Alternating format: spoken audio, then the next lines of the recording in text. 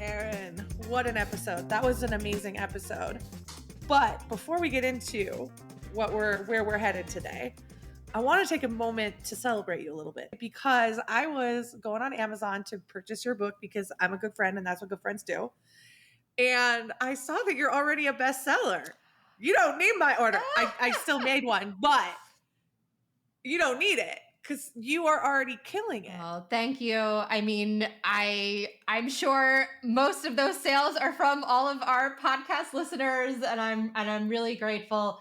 But one of the things that really struck me about this episode is that this patient or interviewee had a condition that I wrote a chapter about in the book where I did not catch that diagnosis and this patient died.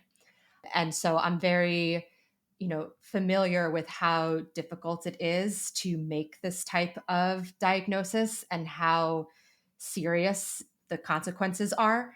And so it was just really impactful for me to hear, and then also inspiring to see someone who was able to fight and survived and lived to tell the tale. Wow, that just gave a whole new layer to this episode. I think we should just jump right in because I don't think I can say anything else without giving it away. So let's do it. It's a good one. Oh, also, if you're pregnant, you should really listen to this episode as well.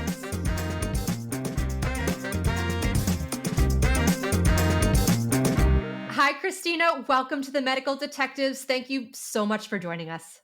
Hi. Hello.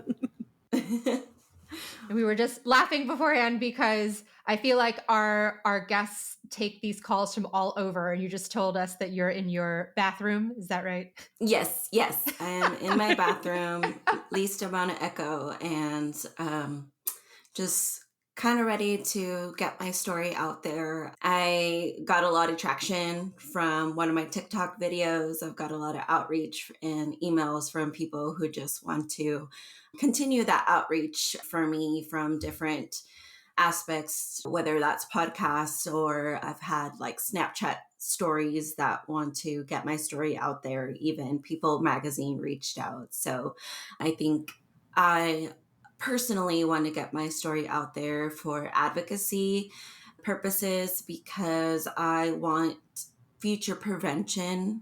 And once we get into my story, you'll see why. We always say, hindsight is 20/20, or you can't go back and fix it for yourself, but you can potentially fix it for someone else. Yeah. And I feel like sometimes that's the best gift we can give because what's happened, but it doesn't have to happen again. And part of that is educating people how to advocate for themselves and also how to spot when things are going wrong so that they can step in and make moves at the right time. So Right. Thank you.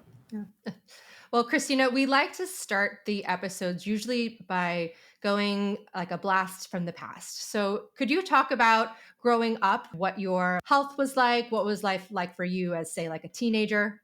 Yes, I grew and raised in Del Rio, Texas, so it's a border town. My parents came from immigrant parents. Like I ended up graduating from Del Rio High School. I was number 19 in my class, and I was out of a class of 602 kids. So I went on to the University of Texas at Austin. I knew I wanted to study psychology. And I was able to finish my bachelor's degree in 3 years. And I knew I wanted to continue my schooling. And I ended up pursuing my master's degree in school psychology. And I went on to the University of Texas at San Antonio, where I was accepted for grad school to do my master's in school psychology. Once I was in grad school, I did start a practicum my second year of my grad school, and I was placed in Pleasanton, Texas. So I didn't choose it. I was placed there by my professors, and I was like, okay, I have to make an hour drive from San Antonio, but that's okay. I guess I don't have a choice. And I ended up loving it. I fell in love with the people. I really enjoyed where I was, and everybody was so nice to me. And I ended up meeting my future husband. And we got married in July of 2019. Another year later, I gave birth to our son. Unfortunately, I was only able to dilate to 3, and he was already trying to push the birth canal. So my doctor was like, I'm sorry, but we're going to have to go in and we're going to have to do a C-section. You tried. I was in labor for 26 hours. And he was like, we're going to have to go in and do a C-section. Everything went fine. I was able to recover. I was able to go back to work. My husband and I knew we wanted to have our kids pretty close together. So we started planning for our daughter in February of 2022. And that's when we found out we were pregnant. So we had her, and that's where the story all gets started. So in October of 2022, October 24th is when I gave birth. I started having contractions about 2 a.m. that day, and I was scheduled for a C-section at 9:30 that morning. And at 2 a.m, I was like, I'm starting to feel contractions. So I kind of played it out, waited a little bit, and we are an hour away from the hospital I'm giving birth at. So I took that into account, but I guess with my son, I never went into labor at home. I went into labor at the hospital. So I waited and waited, and then I was like, okay, I think it's time to wake Jacob up. And I'm like, hey, my contractions are about 4 to 5 minutes apart. You think we should go? And he was like, yeah, you should probably call the hospital, babe. And I called them, and I was like, my contractions are about 4 to 5 minutes apart. We're an hour away. They're like, yes, go ahead and start making your way to the hospital. And so we go. They're like, you're a little bit more ahead than the C-section we have scheduled for 7:30. So we're going to bump her up, and we're going to bump you to the 7:30 C-section. So with the prep, they give you the towels to wipe down. We did all that, wipe down.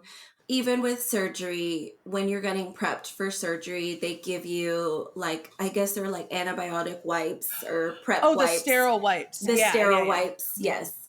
And So what chlorhexidine wipes. Yes. And what those wipes do is basically try to wipe down any bacteria that could be on your body. So my husband and I did all that. I put on the gown, and the nurse that was putting on my IV, she was like, oh, I didn't really put it in the right spot. Let me do it again. So she took it out and then put it in another spot. And when I had my son, I remember they put my IV on my hand. So, the vein on your hand, not on the palm, but on the front of your hand. And this one I thought was weird because they put it on my forearm. And I was like, okay, that's different. But she ended up putting it, she was like, oh, I put it a little bit above the vein, but it should be fine either way. You're going to develop a little bump, but nothing wrong will happen. You'll be fine. And I said, okay, my husband and I are not in the medical field. We know nothing of anything medical. So we're like, okay, sounds good. They got me prepped for surgery. Krystina, did it hurt to get that IV placed? No, No, nothing. So they took me back for surgery. They were able to perform the C-section. Everything of that went normal. Everything with her delivery was normal. She came out healthy. She was a healthy baby. And then they took us back to the room. Everything in recovery that first day was great. I remember my husband even saying, you seem so much happier and better spirits than you did when you had our son. And I'm like, well, remember when we had Owen, our son, I was in labor for 26 hours the night before. And with her, it was planned. So I already knew what to expect. So the recovery was a lot different. So I was, in good spirits. We were excited. My mom and dad were able to come visit. Owen met his baby sister for the first time. So we were just all very happy. The next night, that's when my arm started to hurt. And I remember I couldn't even sleep on my left side. I would try to turn on my left side and I'm like, ow, like I can't even sleep on my left side. That's not normal. And I ended up calling the nurse and I'm like, hey, my IV is hurting. I can't even lay on my left side. And she was like, oh, okay. Like very calm, like, oh, okay, let me just take it out. And I'm like, okay, well, can I have something for pain? I remember throughout my whole hospital stay, I was complaining more about my arm pain rather than the major surgery that I just had, my On your, my yeah. uterus cut open for a C-section. And I complained more about my forearm those 2 last days of my hospital stay rather than the C-section that I just had. And she gave me some pain meds, and that was the night shift nurse. And then the morning nurse, I woke up the next morning and I was shivering and started feeling symptoms of a fever. And I was cold and I started to feel feverish. And I said, I feel kind of feverish and cold and I have the chills. And she was like, oh, let me give you some Motrin. And so she gave me some Motrin. And then later on that day, this was the last day we were there, I told her again, I was like, my arm's still hurting and it's looking kind of red and it's kind of like throbbing. And she said, oh yeah, I'm kind of not liking the way that's looking. Let me give you an ice pack. And I said, okay. And so she gives me an ice pack and she was like, just hold it on there for a while. And I'm like, okay. So I'm just holding it there. And then later I show her my arm again. And I'm like, it still looks kind of funky. It's getting even more red. It's throbbing. It's hot to the touch, even with the ice pack. And she was like, yeah, it still looks kind of funky. Let me finally, she calls the doctor. And she was like, we might have to order a sonogram just so they could look at that. So they finally order the sonogram. Mind you, in those 3 days of recovery, my OBGYN never came and checked on me. Never. Did you have a resident check on you? I did have a resident check on me, but it was weird because when I had my son, I remember my doctor came and checked on me at least 2 times. And so I was expecting the same thing with her, but with my daughter, I never had my OBGYN come and check on me. And I think part of that would have gave me some comfort or would have at least helped me, I don't know, to feel a little bit more comfortable. But Did you ever have the opportunity to tell a doctor about the pain in your arms or only a nurse? it was mostly nurses. Okay. Yeah. The sonogram tech came in. The resident finally came in, and I had never met him before. So this was my first time meeting him. And he watches the screen as the sonogram tech does the scanning. And he was like, it just looks like a thrombus and it'll just look like a little blood clot. You should be fine, honey. Honey, baby. You're fine. Just go home. You're fine, honey, baby. He called you honey baby?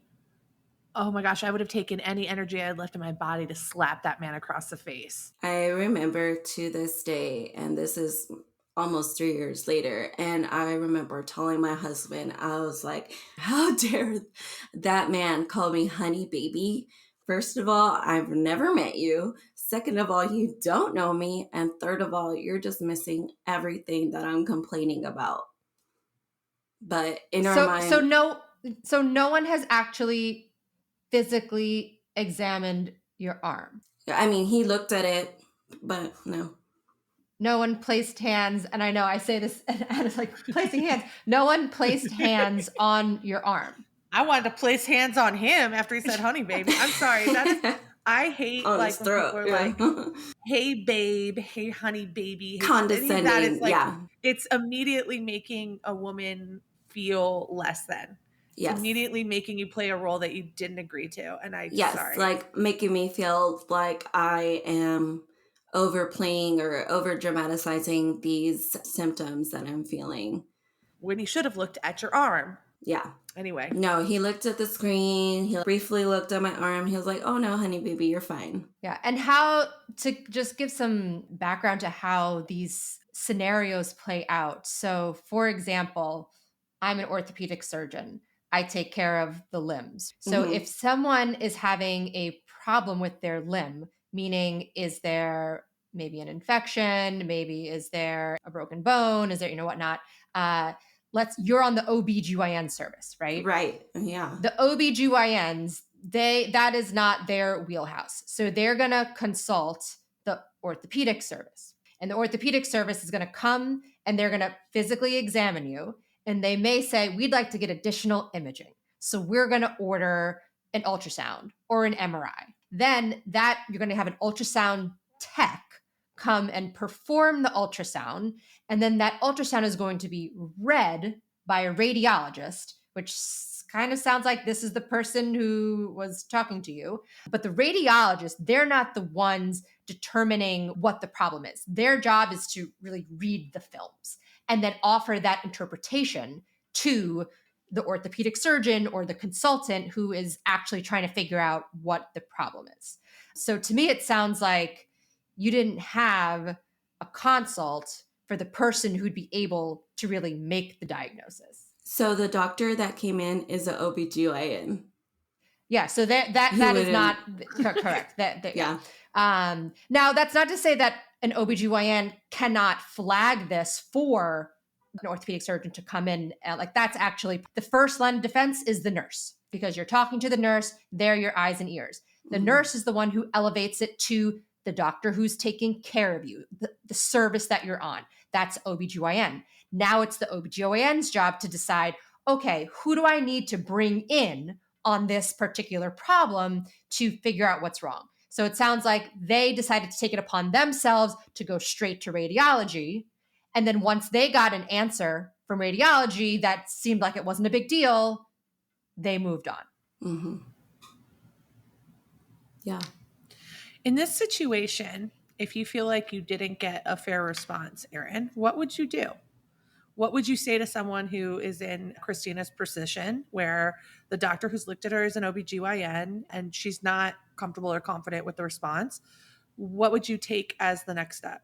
Because I honestly don't know, based on what you just described, what to do. So I tell people this all the time because it's only helpful if you already have the answer, right? Like you say like, oh my gosh, like I'm worried about a DVT or I'm worried about an abscess. You don't know that. You don't even know those are the options. Mm-hmm. And so what I tell people is to ask the person who just told you that's nothing, or that's a thrombus, which is a blood clot. I say this line all the time to people. Ask them, could you tell me what your differential diagnosis is? Because that means that they have to now say, okay, well, it could be a blood clot, it could be an infection. And then you ask, oh, how do you know it's not an infection? How do they know it's not an infection? They haven't ordered a white blood count. They haven't actually physically examined you. And so that makes them have to turn their wheels into thinking about what else could it be. You just masterminded how to get a doctor to actually look into things. Like what you just described is okay. So in business, they always tell you, get someone, ask questions, don't make demands. And so what you've just given is like mind-blowingly important. Mm-hmm. If you ask the right questions, they will eventually be led to looking into your condition, hopefully. Wow. Erin, genius, always. Well, it's really, again, it's not the patient's job to know what are all these potential things. But in the end, you kind of have to present yourself as like, hey, I have a really painful, red, swollen area. What do you think is going on? Right? I had a fever earlier. Yes, you had correct. So I would say to make a patient as like a self advocate is to be able to at least consolidate these things for the doctor and say like, hey, this is what I'm feeling. This is what I'm experiencing. What do you think this could be? And I use that term differential diagnosis because that is a term that every doctor knows what that means. And they are going to have to tell you a list of things. All right. So you are told it is a nothing to worry about, a nothing burger. Right. And go home, enjoy your baby. Yes. So I was sent on home. They're like, okay, you're discharged. We did our little scan. You can go ahead and go home. So we go home. We introduce our daughter to our dog. Our son was so happy to have his baby sister home. That night, I do remember my mother-in-law was helping us. She had made some food, and at that point I remember my appetite was kind of weird. I started losing my appetite and my taste, and I was like, okay, that's kind of weird. Like when I was eating, I couldn't taste anything. And she made mashed potatoes, corn, and fried chicken tenders. And I'm like, these are some very sodium rich foods that you should be able to taste. And it just tasted bland. It tasted like nothing to me. So I'm like, okay, that's kind of weird. So once it started just tasting like nothing, I was like, no, I'm not really hungry. So I was like, maybe again, I just had major surgery. Maybe I'm just not hungry. So I put it away. So then the next night, I remember I was having a really hard time getting into bed, and it wasn't from pain from my C-section area. I started developing pain from right under my rib cage. And we have a little bit of a taller bed. So I was like, you know what? Let me just go to the couch. I'll sleep there with the baby right there with her bassinet next to me. So it's easier for me to get her and feed her. And that was another thing that I also found concerning, was that my milk wasn't coming in. And I was like, usually by now, I remember like with my son, third, fourth day, my milk would have come in, and my milk's not coming in. So we had to resort to giving her formula, which also was just another added emotion to everything going on. So the pain just got more intense. We had our daughter on the 24th in 2022. So that was Monday. By Friday morning, I woke up in intense pain right under my rib cage, and I was vomiting. Anything I tried to eat or drink, I remember I made myself a protein shake and I threw it up right away. I had diarrhea, intense abdominal pain, and then I had cold sweats. I remember I took a shower twice that day, and I was just trying to cool my body down, and nothing was working. And granted, this was the end of October, so it was already towards fall where the temperatures were cooling down, so I shouldn't be sweating. And my husband was like, well, what do you want to do? Do you want to go to urgent care? And I was like, yeah, we need to go to urgent care. So I called my sister-in-law and I said, can you please come and watch the baby? We need to go to urgent care. And she's like, yeah, I'll be right there. So we left the baby, and sorry. It's okay. You can take your time.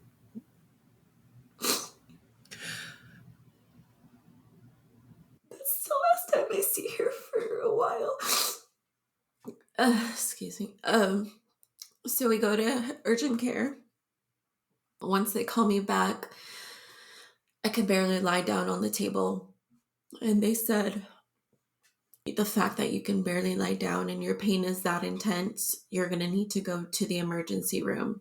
And we have a local hospital here in Jourdanton in Atascosa County. And when they sent me to the ER from the urgent care, it was honestly very scary. We didn't know what was going on. I was in so much pain. I was, scared because I'm like thinking about my kids along with that. Who's going to take care of my newborn baby? My son's at daycare. What if this takes longer than it should?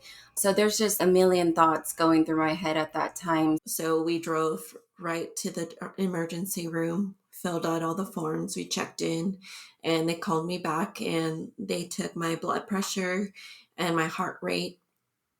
And once they saw that, they admitted me right away. They said, your heart rate is super elevated and your blood pressure is super dropped. And that is super concerning. And we told them I just had a baby.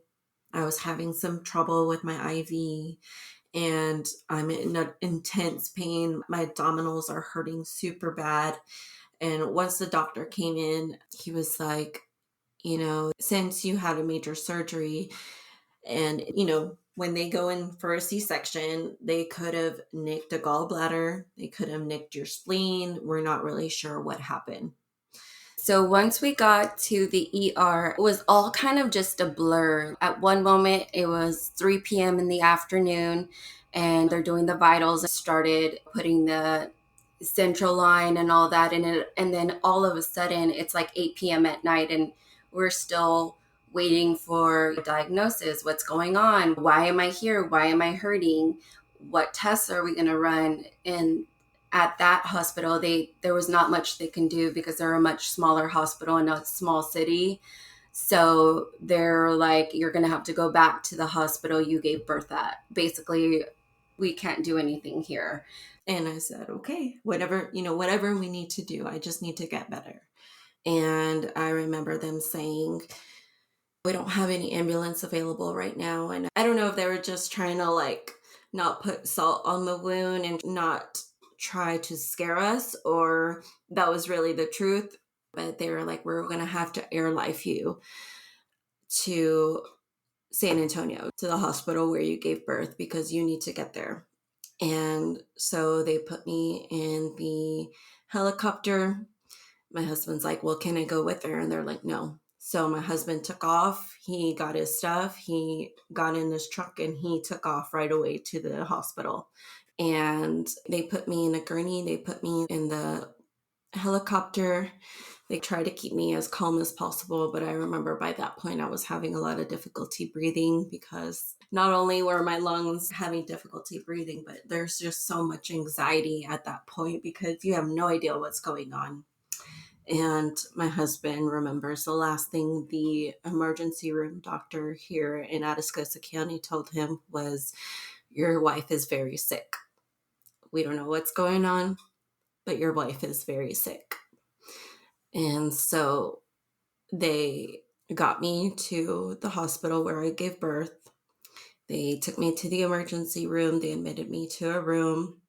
They started pushing vasopressors, which are medications to start to get your blood pressure up.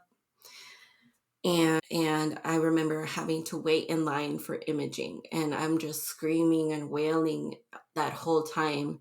And when I was in the MRI machine as well, I couldn't stay still, and they had me wrapped up in a sheet, and I'm just like burning in intense pain. And he's like, stay still, stay still. And I'm like, I can't. It just hurts so bad. And I just wanted that to go by faster, and it couldn't go by fast enough. And finally, they took me out of imaging. They took me back to the room. The night kept going on. I was still in a lot of pain. They still kept pushing medication to start to get my heart rate down and get my blood pressure up. At that point in the middle of the night, I remember my hands started getting really cold and they started turning purple, and my feet as well. So they started giving me those hand warmers that you shake, and they started covering up my legs with those, I want to say they're not little vacuums, but like little suctions they put after surgery to try to get your numbness down. I'm not really sure. Is the pneumatic boots? Yes. Yeah. Yes. So they try to get those on so that way the circulation can try to keep going. So they were trying to get the blood still flowing into my feet because they were starting to get cold. I was so out of it. I think I was in so much pain that my mind didn't really know what was going on. And there was just so much confusion and a lot of unanswered questions. And they said to my husband the next morning, we're going to have to intubate your wife. We're going to have to put her on ECMO. And that's the only way we can start to get her heart and lungs functioning. And we're going to have to put her in a medically induced coma. We don't know how long. And during all of this, he asked them, what are her chances? And they told him less than a 10% chance. So I had a less than a 10% chance of living and getting through all of this. Once they started putting me in the coma, starting to intubate me, I remember starting to go out of breath, and it was the worst feeling I could ever have.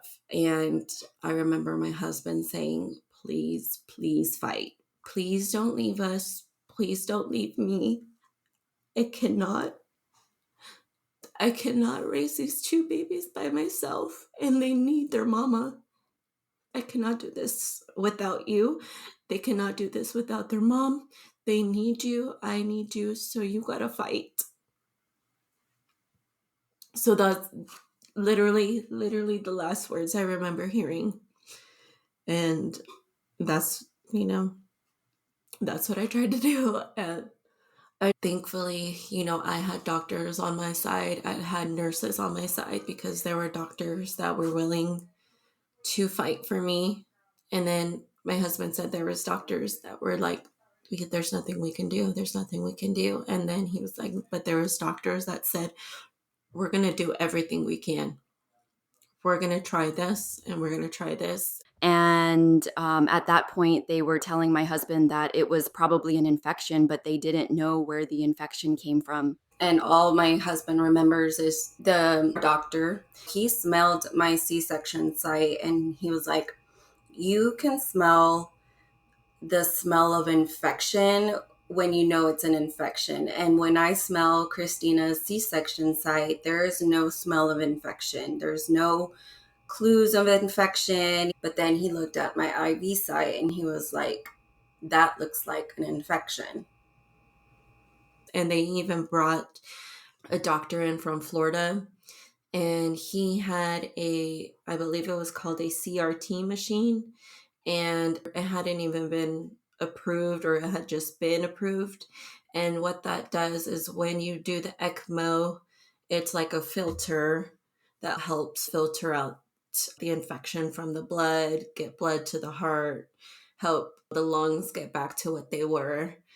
I was on a continuous dialysis machine trying to get the kidneys back to functioning. I was in a medically induced coma for 2 weeks. And the scariest part about, and I don't think I've ever really talked about this, is that the scariest part about being in that medically induced coma is that I had no idea where I was. I don't know if y'all have ever heard people talk about hallucinations while they're in a coma. First I thought I was getting put into the back of my mother-in-law's car, and we were going to the church to take pictures. And then I was put back into her car, and we were going to a party in another town. And then I went back into her car, and then I was in another church, and my husband was like arguing with some people. And then I ended up in this warehouse, and they were holding me hostage. They had guns. They were wearing all black suits, and they were trying to cut me open. And I was like, no. And I think it was nurses that were like putting in probably medication. Yeah. So yeah, that was not fun. And once I woke up, I was like, oh, thank God. Because that was not fun. I'm sure like some of the IVs would sting and stuff, and that was probably your body being like, I mean, I can only imagine that you were in an immense amount of pain still in this coma, right? I mean, well, something that they had right? to do is that I started developing these large, I guess you would call it like boils, because I got almost like 250 pounds Like I was swollen. Yeah. The biggest issue at this point, and we're, getting close to what the actual diagnosis is, but your kidneys are in failure and you are in Oh. multi-organ failure at this point, and that's why you're on the dialysis. And so your kidneys are what filters the Retaining the water. throughout. Correct. So Oh, gotcha. So you nothing's were moving gaining it. weight because of the water retention, because you did not have functioning kidneys. Yeah. So Krystina, can you talk about the moment that you wake up from your medical induced coma, what Yeah. that felt like? Yeah, it was kind of slow. I remember bits and pieces where I would like see my dad and he'd be like, I'll be right back. I'll see you tomorrow. Or my husband, like, hey, babe, I love you. And then I would fully wake up and I remember seeing my mom in the room. And then I remember the point where I was fully awake. And the unfortunate part is I still had my breathing tube in. So it took a few days before they took my breathing tube out. And that was probably the most heartbreaking part, because the first thing you want to do is talk to your loved ones. And I remember when they did take it out, I was just bawling and crying. And I'm like, I just love you so much. Like I told my husband, I'm like, what happened? What happened? I just remember asking him, I was like, what the hell happened? And it was such an emotional moment taking out that breathing tube, because I'm like, I just wanted to talk to him. I just wanted to tell him I love him. And I just wanted to ask all the questions. I'm like, what's going on? Why am I here?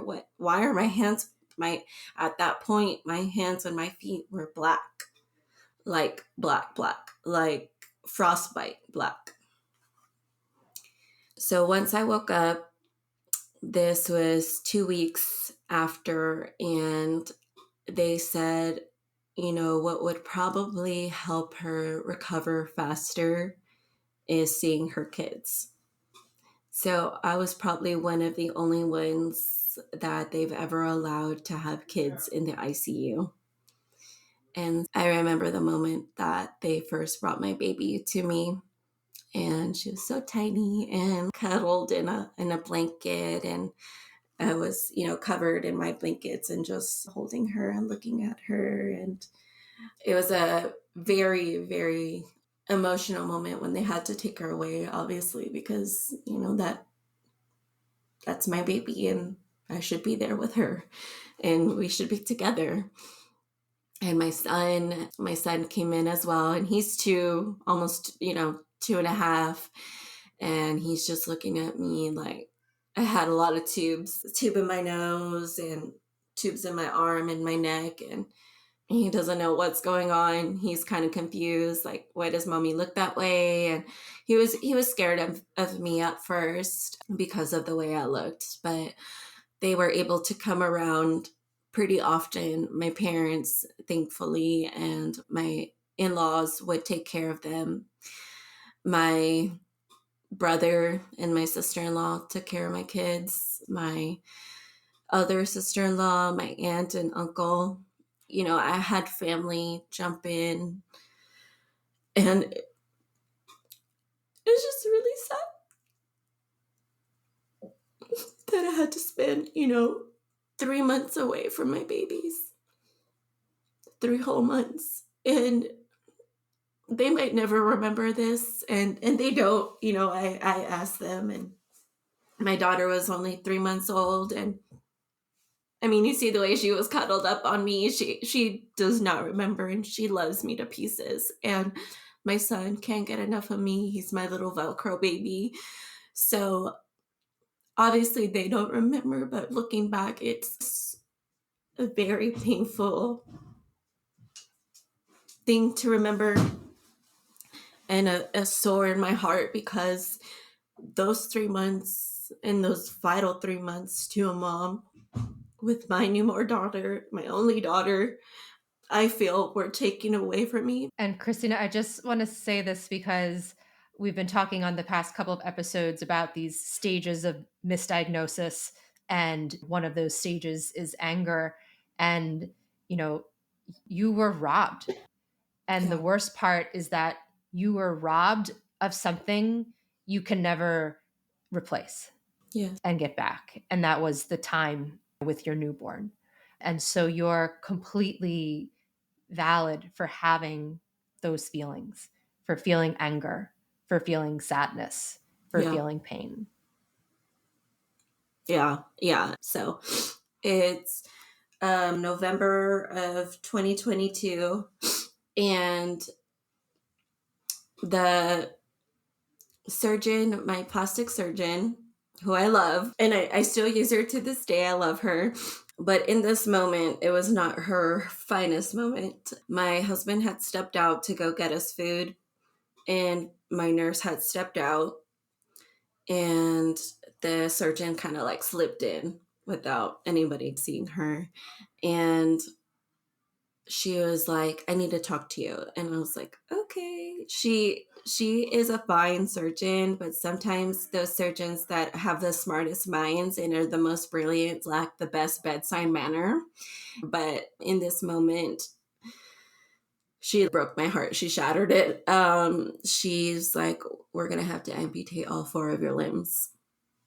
And I said, what? And she's like, yeah, there's no recovery from all your limbs. There's no blood circulation. So the only way to give you the best life is to amputate all 4 of your limbs. And that's how she said it. Very flat affect, no emotion, no hug, no nothing. And I'm just in this room, in the bed by myself. I couldn't move. I couldn't talk. It was just like waterworks flowed through me. But just hearing that completely shattered my heart, because all you think about is, how am I going to raise 2 babies without my hands? How am I going to raise 2 babies without my legs? How am I going to be a mom?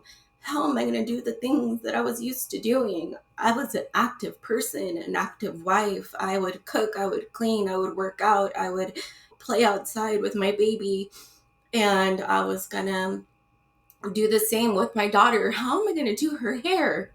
How am I going to put her little dresses on and put her bows on? And, all these future plans that I had planned, and my family as well, we had planned for ourselves. All of that just ran through my mind, and breaking the news to my parents was really hard. Because all they could think about, was me as a baby, being born with my hands and my feet. And now they're taking them away. So it was really an emotional moment. Very heavy, very, very heavy. And at that point, my husband had just gotten back from getting food, and he comes storming in, and he was like, what happened? And he was angry, and he saw the surgeon. He was like, what did you do? And she was like, I was just telling her, like, she's going to have all 4 limbs amputated. And he was like, why would you tell her that without anybody in the room? And, she got in trouble. Now we feel bad, but she understood in that moment that she should have never done that and should have had, that better bedside manner, or better empathy in that moment. Because if it were her on that bed, lying there, getting that news delivered, she wouldn't have wanted to have been alone, or nobody in that situation wouldn't have wanted to have been alone. So, and I think also for the physicians, I was just talking about this yesterday in an interview about having emotional detachment to be able to perform our job. And again, I don't know your plastic surgeon. I don't know what her circumstances are. In her mind, like, it seems pretty obvious. You've got black hands. There's no blood flow. But if you put yourself in the eyes of the patient, you don't know that your hands couldn't grow back, or that things could get better, or I don't know, maybe there's a procedure or a scan. And for you, like, you just cling on to the hope, right? Like, that's, you're like, well, yeah, like, it's going to come back, or there's something you can do, right? Or, Yeah, I will say before that news of the amputation, physical therapists were working with me with my hands, with my feet, having me like try to wiggle my toes, try to wiggle my fingers. So there was that little glimpse of hope that maybe blood flow and the usage of my hands could come back from that. I never thought of those amputations. So it was just like a bomb dropped on me. There was that glimmer of hope, or that glimpse of hope, that I really think that my hands and feet would come back to their normal state. Yeah. And it's that hope that buoys you, right? Mm-hmm. That keeps you going. Yeah. The week of Thanksgiving is when they actually did the amputations. So it was, I believe, the Monday of Thanksgiving week of 2022, they amputated my hands. And then on that Tuesday, they actually performed a scan where they do the color through your veins. They did the vein color through my legs just to see if there was any more blood flow. Because we did ask and we did plea, can you just do one more test just to see if there is any more blood flow to my legs? And they did it and they said, no, there's no blood flow. And they said the best life you could get is if we do the amputations and you use prosthetics. That's going to be the best life for you and your children. So they did my leg amputations the day before Thanksgiving. My 6-week-old daughter was going to start daycare at that time. And then my son was continuing daycare as well. And they were being passed again from one family member to the other. And I also had to have, not only apart from the amputations, I also had to go through about, I would say about 13 or more surgeries for skin grafts because of all those welts that were developed and necrosis from the skin openings and things like that. I had to get a various amount of skin grafts on my legs, on my arm. And all those skin donors came from my back, under my legs. So those parts had to heal. And the only part that I needed a skin graft on my arms was the part they did the IV, meaning that's the only part of infection that spread. The biggest was the part where they did the IV, and you can see it where it spread the most. And nothing on my other arm. I mean, yeah, they did the skin graft to cover the amputation, but no other areas welted. But the area that had the IV, the biggest welt developed. So the healing, that's what took the longest. And that's why I spent so many months in the hospital, plus all the, surgeries that had to be performed. And then eventually it was confirmed that I had group A strep. And that was the bacterial infection that was introduced through the IV. And so you had strep? This came from strep? Well, it's called group A strep, and that's the type, it's kind of like a staph infection that enters your body, and it's just a bacterial infection that can travel through your blood system. So it's okay. I was like, strep throat did this. It's like, oh my God, but even people who do develop strep throat can get sepsis if it's not treated in time. Yeah. I mean, it's clear you went to sepsis. Mm-hmm. Wow. Yeah. So this is for, our listeners. The final diagnosis for you was septic shock caused by group A strep. Mm-hmm. Correct. And I've been doing this now the past couple of episodes. We're doing a little Dr. Nance Med School 101. And I think sepsis is a great topic because it's very difficult for people to understand. And it's something that the severity can be catastrophic. So the analogy that I would use is kind of like your body is a house and it has a fire in the kitchen, right? And that's the infection. You've got an infection in your arm. You've got a fire in the kitchen. And your immune system is the fire department. And normally the fire department would come in and they'd put out the fire in the kitchen. But in the case of sepsis, they start putting out the fire all over your body. And they're breaking windows, and they're knocking down doors, and they're spreading the water everywhere. And that's what happens in sepsis, is you start to have what's called multi-system organ failure, right? So your kidneys were failing, your heart was failing, your lungs were failing. And that's because of an over response from the immune system. It's not actually the infection itself. It's the response, the overreaction of your body, which causes sepsis. And so the number one thing, what saved your life was those doctors at that urgent care or emergency room that you went to. They recognized that your low blood pressure and your high heart rate were the symptoms of sepsis, right? Yes. And this is so important for all women to hear. But the postpartum period is the most dangerous period of your life. And people don't like to talk about that because they don't want to scare people from having babies and giving birth. But the maternal mortality rate in the United States is, I think it's up to 20 births per 100,000 live births. 20 women are going to die for every 100,000 women that have a baby. And for women who are Black and Hispanic, that rate is more than doubled. And these are major systemic problems. It's doctors not believing patients when they first talk about their pain, that they're having a problem. And like Serena Williams, the most well-known probably woman in America who had a blood clot and almost died from her blood clot, who had a history of blood clots, who knew she had blood clots, still almost died. So it is this postpartum period that is the most dangerous time in your life.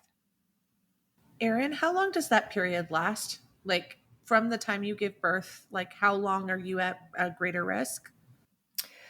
The most of the time, the majority of time, if you're going to have a postpartum infection or significant blood clot, it's happening within the first few weeks. Most of the times, it's actually almost immediately after birth. But it is just a time where you should have heightened awareness of anything that does not seem right in your body. And it makes it hard, right? If you're a first-time mom, you don't know the difference. Mm-hmm. In your case, you had already had a C-section, so you knew, why is my arm hurting more than my C-section? Right. Yeah. Okay. Right. Deep down, you knew. Right. You knew all along. Right. You knew all along that your arm was the problem. I'm going to ask you to describe this just because people can't see it. Can you just tell us what exactly you lost amputation wise? So luckily for me, and I say luckily because there are other cases from also sepsis and septic shock that do end up in far worse amputations where it is a lot harder to navigate prosthetics and things like that. But I received both below elbow, so I have a lot longer arms where I'm able to reach a lot more things. And then I also have upper limb prosthetics. They are myoelectric. And what that means is that they open and close and they are functional and they look like hands.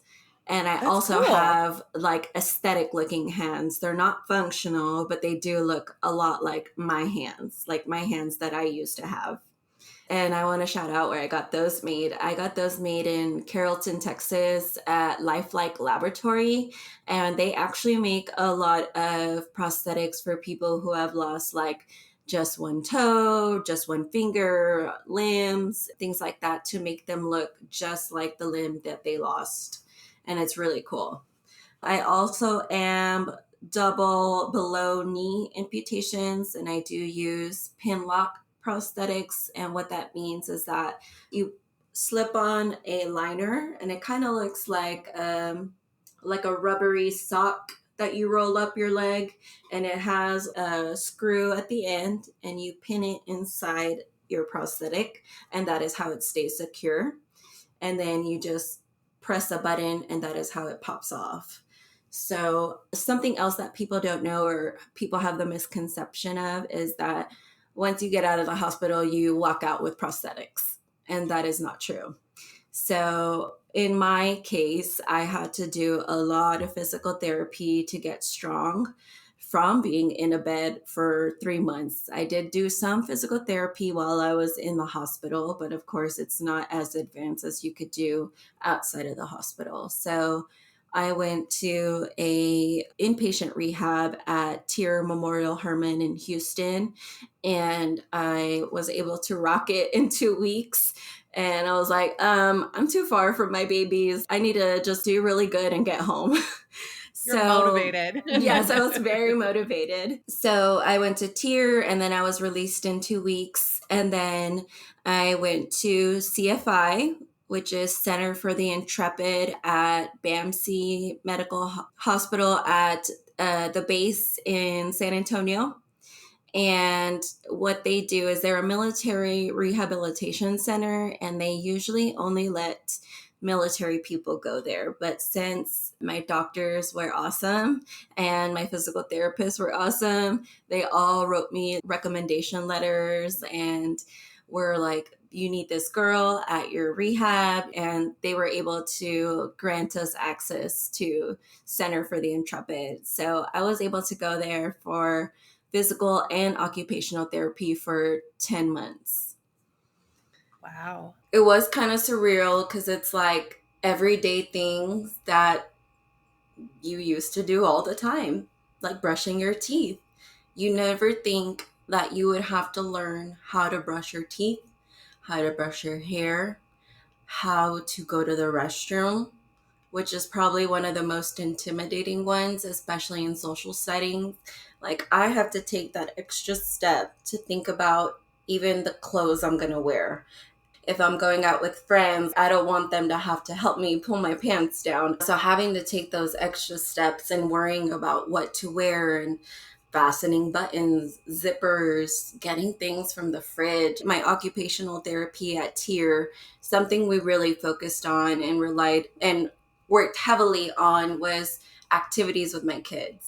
And we did puzzles together. We did little arts and crafts things and things, you just like to do with your babies. And we would play outside when the kids would come on the weekends, throwing the ball, catching the ball, and just being surrounded by my babies is what really got me through it. Because I said, if I'm sad and if I'm not happy and if I'm not smiling and if I'm not being this person that I want my babies to be, who are they going to think I really am?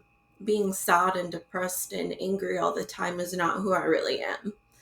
And so I want to show them the fun side of mama, the happy side of mom, the silly side of mom. And they get to see that every day. That's what I'd rather put forth than being angry. And after being released from the hospital in February, I was able to go back to work. My work was very accommodating. They were like, what do you need? What can we get you? Whatever you need, we're going to help you. And I feel like that was a pivotal moment for me going back to work because I really value what I do because it is part of my community, being a school psychologist, but also, who I work with. I really love my work friends, and I feel like without them, I would have never made it through this dark period in my life. And having them around me really brought me through such a dark time. And now I'm also going back to school for my doctorate in special education. So I want to do it all. I want to prove that no matter what is thrown your way in life, I want to prove that you can do it no matter what. No matter what. You can be a mom, you can be a wife, you can be a daughter, you can be a friend, you can achieve your goals no matter what is thrown at you in life because you only have one life. And especially if you're given a second chance, you have all the more reason to do what you want to do in this life. You are so freaking inspiring. And I love that that's what you came out of this with. Like, I was given an obstacle. Screw it. I'm going to do it anyway. Yeah. I'm going to do it anyway. I'm going to do all the things I thought about doing before, maybe a little bit differently, but I'm still going to do them. Exactly. And Krystina, I'll end with asking you, how do you think your daughter sees you? Oh, good question. That's a good question. She's only 2, but she doesn't see me in any different way. I feel like she treats me like her mom, and we do makeup together. We do skincare together. She's like, "Are you doing skincare? Are you doing makeup, Mom? And can I do makeup with you?" And when she sees me at my vanity, she just wants to be with Mom. And I just love that she doesn't see me any differently than just her mom. And that's all I could ever want for both my kids, is that as long as they see me as just their mom and I'm raising them just as I have always wanted to raise them, nothing different besides having a disability, I think she sees me as I have always wanted to be seen. And probably one day she's going to have more questions. How did this happen to you? She's going to know it was right after I gave birth to her. But it had, I want to reiterate, not only to her, but to everyone, is it had nothing to do with the birth. And I don't want to scare anyone from having kids, because it had nothing to do with my pregnancy. I had the most healthy pregnancy. It had nothing to do with my birth. I had a healthy C-section, and it had nothing to do with my daughter, because she came out the healthiest, most beautiful baby ever. And it was all because of the IV and then negligence. So when I explain that to her, she's going to know that, and we'll talk about it, move on from it. And I'll teach her, things are going to happen in your life, and things happened in Mommy's life. And if I was going to choose my life or my limbs, I'm so happy I chose my life, and I'm going to live it and be your mama forever. Well, that was beautiful. And again, thank you so much for joining us and sharing your story. Thank you. It was so nice meeting you. So this episode, as someone who has not had a child, I think I sometimes don't really realize just how hard it is to be pregnant. And then what I really learned in this episode, which I kind of knew a little bit before, but I think I know a lot more clearly, is just how much higher mortality rates are for women of color when they give birth. And that is a problem. I don't know the solution to that problem. I mean, end racism is not an easy task, but it is dramatically affecting how women give birth, but also how they're treated after birth as well. Yeah. And I mean, to be quite honest, what happened to Krystina, the birth was really a subplot, right? Anyone could have an IV be placed and have a complication from the IV. Now, the fact that she was just recovering from a massive surgery and giving birth probably made her more susceptible to what ended up becoming a septic shock reaction to a local infection. But the statistics don't lie. And I think it's part of a larger conversation just about how people who are minorities receive substandard care in certain cases. It's not every time, but we have to, I think, acknowledge It's a that. trend. It's a trend. You can't say that it's inconsequential when the numbers show otherwise, right? Yeah, well, I mean, it has consequences. And this is systemic. This is in every state. This is, it's with female doctors, it's with male doctors, it's with doctors who themselves are minorities, although they do show actually you are in safer hands if you are being taken care of by a Black female doctor, I think, than any cohort of physicians. Wow. Yes. Shout out to our Black female doctors. You guys really are the best. Correct. Correct. There you go. Correct. It should be acknowledged and celebrated. We should say it more often. Know. So I just did a little Google to see what exists out there in textbooks, because we've been talking about it a little bit. And I found this publisher that in 2017 had to delete basically a section of their book and rewrite it. The book was Nursing: A Concept-Based Approach to Learning. So this was a nurse's textbook. And in it, it actually contains headings, which are different races and how they respond differently to pain. And this was only, about 8 years ago. So I feel even uncomfortable reading some of this, Erin, but we'll start with Arabs and Muslims. It says they may not request pain medicine, but instead thank Allah for pain if it is a result of the healing medical process. Yeah. And I think, a lot of this is probably based on stereotype, obviously. And the point is that each individual, their pain levels need to be assessed. I think there's a difference between offering culturally competent care where you are familiar with some of the cultural differences, right? I even remember I was taking care of a Hasidic woman, and her husband wouldn't let any of the male doctors come in and perform certain tests. And again, it's, I think, helpful for us to be educated on what are some of these cultural differences, but to then just stereotype an entire culture is highly problematic. I mean, I'm going to just read you a couple more of these because they're pretty terrible. Blacks believe suffering and pain are inevitable. Jews may be vocal and demand assistance. Hispanics may believe that pain is a form of punishment and that suffering must be endured if they are to enter into heaven. How did this ever get approved? It's so incredibly racist. Like, it's so obviously racist. I'm feeling uncomfortable reading it. And there's some I can't even read because they're so bad. Here's what I'm going to do because I think this is really important. We're going to put this on our Instagram. If you want to read all the racist things that were in a medical textbook until 2017, you can read it there and we will credit the source. But it's not that long ago, guys. It's not like this was in the 70s like people talk about. This was in 2017. And I think the reason why we're even bringing it up is to have a little more understanding as to why you may think a provider is treating you or mistreating you a certain way. And it's because it has been part of the teaching. And a lot of times you have to unlearn certain things. And I think for change to happen in the medical community, it also requires change to happen in medical teaching, in the educational process. It's not going to just happen by us talking to doctors.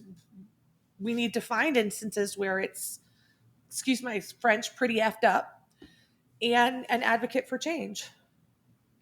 Yeah. I mean, the first step is to even acknowledge that it exists and is ongoing. And then we understand how we got there and then what we can do to make that change. I would also say something that I really took away from this episode that, honestly was a really great time for me because I think that I'm a little frustrated with some of my progress and some things right now. And just hearing her talk about what has changed in her life, what she's essentially had to, I don't want to say give up, but do so differently in a lot of ways, more difficultly, but still being able to find that hope and that positivity and that compassion on the other side of such a difficult situation is honestly so incredibly inspiring. And I don't want to make it a trope because I don't think it's easy what she's done. And I think, at all times, life can be difficult, but in her situation, every day it's difficult. And she still chooses to not let that be the focus of her existence and not let that be a barrier to her ability to show up for not only the people she cares about, but for the causes and the communities she cares about. And I think that is just, I said it before and I'll say it again. Those are the type of people this world needs. Yeah. And the fact that she has chosen to be public about her story and be on social media and showing what a day in the life is like for her. And, this was her story.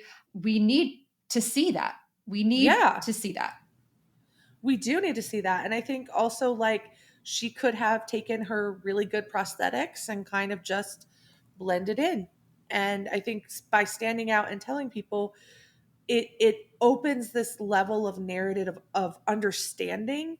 And also, I think it widens our perspective of what people with disabilities are capable of doing. I think that they may do things differently, but they're still fully capable of doing everything we do, just in a different way.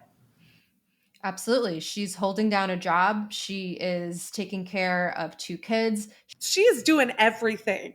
She's doing everything. And if I had to bet on anyone, I'd bet on her. I would bet on her for sure. For anyone else who is interested in making an impact by having their stories shared, please feel free to email our producer, Molly, at stories@themedicaldetectivespodcast.com. And if you really like this episode, or you just like us, go ahead and leave us a review and a comment wherever you listen to this podcast. It helps us continue to make great episodes like this. Yes, and especially for this one, we would love if you shared it with anyone you know who is pregnant or even considering becoming a mom anytime soon. Because as I said, the point is not to scare women, but let women understand the risks, the real life and death risks that are involved in the process of having a baby in America in 2025. Yep. And also, really good advice on how to advocate for yourself just in case something does go wrong. All right, until next week. See you guys later.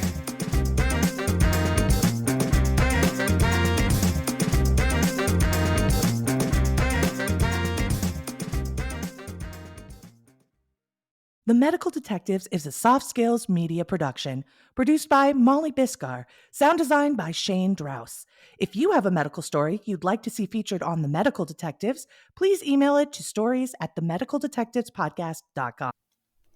The information provided on The Medical Detectives is for informational and entertainment purposes only and should not be considered medical advice. While we may feature licensed medical professionals, including doctors, we are not your personal doctors, and no doctor-patient relationship is established by listening to this podcast or interacting with our content. All discussions are general in nature and may not apply to your specific health situation. Always seek the advice of a qualified healthcare professional before making any medical decisions or taking any action based on the content of this podcast. Never disregard professional medical advice or delay seeking treatment because of something you have heard on this show. If you are experiencing a medical emergency, please contact emergency services immediately or consult a qualified healthcare provider.